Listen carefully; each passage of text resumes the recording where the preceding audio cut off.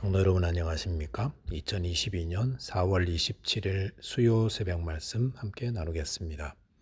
오늘 나누실 하나님 말씀은 말라기 2장 17절에서 3장 6절까지입니다. 본문에서는 말라기에 나오는 네 번째 설교로서 이스라엘 백성들의 죄에 대한 책망이 이어지고 있습니다.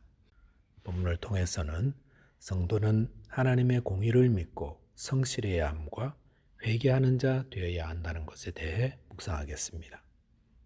첫째 묵상할 내용은 성도는 하나님의 공의를 믿고 성실해야 한다는 겁니다.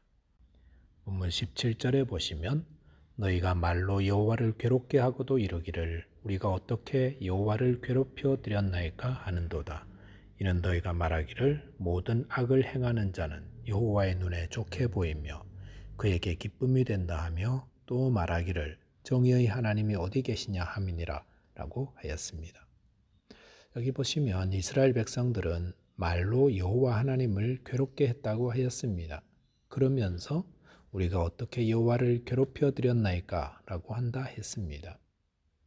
이것은 이스라엘 백성들이 터무니없이 불평과 불만을 하나님께 토해낸 것을 의미합니다.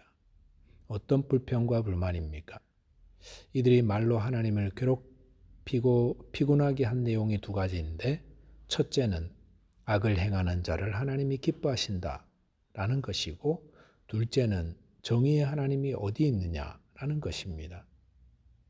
이와 같은 불신앙적인 이야기가 왜 나오는 것일까요?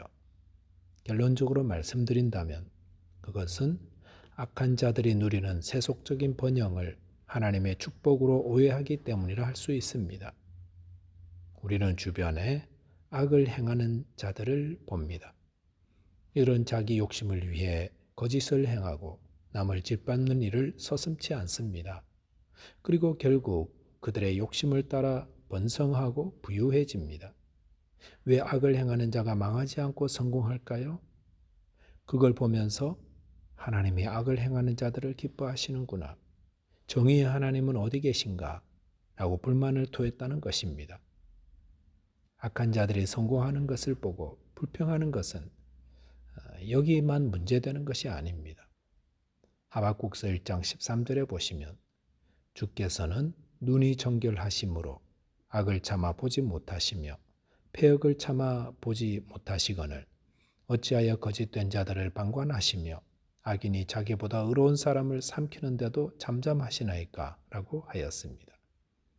하박국 선지자도 자기 시대에 하나님이 악인을 벌하지 않고 오히려 악인들이 하나님의 백성을 침략하는 것을 탄식하였습니다. 그것은 오늘날도 마찬가지가 아니겠습니까? 우리 주위에는 하나님을 믿지 않으면서도 거짓과 악을 행하며 승승장구하고 성공하는 자들이 참 많습니다.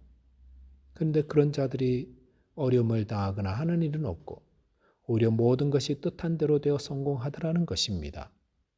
그럴 때 다들 하박국 선지자처럼 또 오늘 본문에 나오는 이스라엘 백성들처럼 붕괴합니다. 그래서 도대체 정의의 하나님이 있게라도 한 건가? 이렇게 회의하며 붕괴합니다.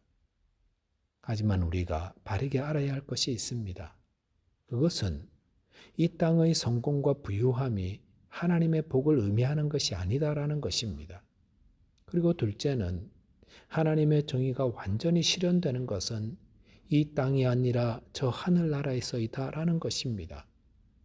이 사실을 모르면 하박국과 같은 불만이 나오고 오늘 본문의 이스라엘 백성들과 같은 의심과 불평을 토해내게 됩니다. 예수님은 심령이 가난한 자는 복이 있다 하셨습니다. 예수님은 부자는 천국에 들어가기가 어렵다고 하셨고 그래서 성경은 부자 되기를 힘쓰지 말라 하셨습니다. 그런데 왜 자꾸 천국에 들어가기 어려운 자리에 가는 것을 소망하는가 합니다. 또한 하나님은 공의의 하나님이십니다. 하나님의 공의는 예수 그리스도께서 이 땅에 재림하셔서 심판하실 때 그때 온전히 이루어지는 것이고 그 전까지 하나님은 심판을 유보해 두고 계십니다. 그러므로 지금 불의한 자들이 성공하는 것 같아도 성도는 공의로운 삶을 살아야 합니다. 시편 37편 2절에서는 악을 행하는 자들이 풀과 같이 속히 배임당한다 하였습니다. 저와 여러분께서 하나님은 공의의 하나님이심을 굳건히 믿고 땅에 거하는 동안 선을 행하고 성실해야 하겠습니다. 둘째로 묵상할 내용은 성도는 회개하는 자 되어야 한다는 것입니다. 이스라엘 백성들은 불의를 행하는 자들이 득세하는 세상에서 하나님이 악인을 기뻐하고 하나님의 공의가 어디 있느냐고 불평하였습니다. 본문 1절 이하의 내용은 이에 대한 답이라 할 수 있습니다. 본문 말라기 3장 1절에 보시면 만군의 여호와가 이르노라 내가 내 사자를 보내리니 그가 내 앞에서 길을 준비할 것이요 또 너희가 구하는 바 주가 갑자기 그의 성전에 임하시리니 곧 너희가 사모하는 바 언약의 사자가 임할 것이라 라고 하였습니다.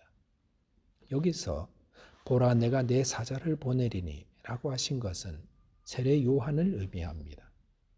이 세례 요한은 회개의 세례를 전파함으로 하나님과 그 백성 사이를 막고 있는 담을 허무는 일을 하게 될 것입니다.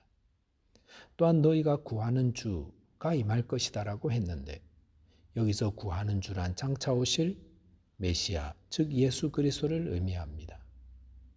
이스라엘 백성들은 하나님의 공의가 어디 있냐고 불평했지만 하나님은 세례 요한을 보내시고 또 그들이 구하는 공의의 주이신 메시아를 보내신다고 하였습니다.